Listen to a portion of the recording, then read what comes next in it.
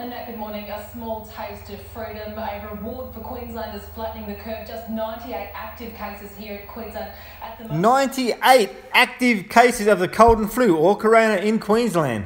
That's a 0.0000196% chance of getting corona based on the 5 million population. It's a joke. To Melbourne, Nathan Templeton, pressure is mounting on the state government to lift measures there.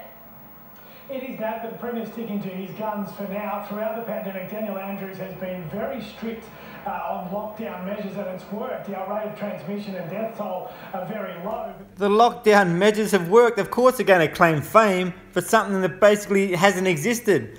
It's been an illusion. The figures have been absolutely fudged. The death rates of corona haven't been close. The death rates have been judged on people who are dying anyway, in the dying process of old age. The last thing they got in their final moments of death, they're going to diagnose them with corona. Now they want to bring out a tracking app to track people. You can't get tracked if you haven't got the app. Or turn your phone off. But now they're bringing a tracking app out when everything is on a massive decline. Not that it was ever high in the first place. But don't get sucked in, people.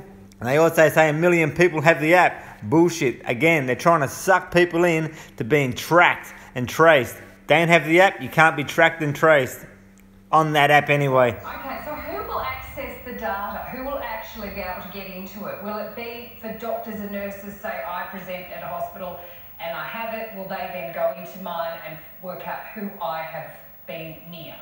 The only people who can access that data is the Chief Health Officer in that state, but only when you are prompted to upload that data if you become positive or if you're in the contact field of someone who has become positive, and you will receive a phone call from the public health Chief Health Officer or his employees in that state that you reside in. If you're on this app, you may all of a sudden just get a phone call to say somebody you have been near has it and you now need to go and be tested. Correct. So if your phone pings 15 minutes consecutively within 1.5 metres of a known contact, you will get a phone call and say, please go get tested. What a great way to bump the numbers up in corona, because they aren't getting the numbers they need. So if you walk within 1.5 metres of someone and your phone pings 15 times, you better go and get tested. You've been near someone with corona. But this can only happen if that person has the app and if you have the app.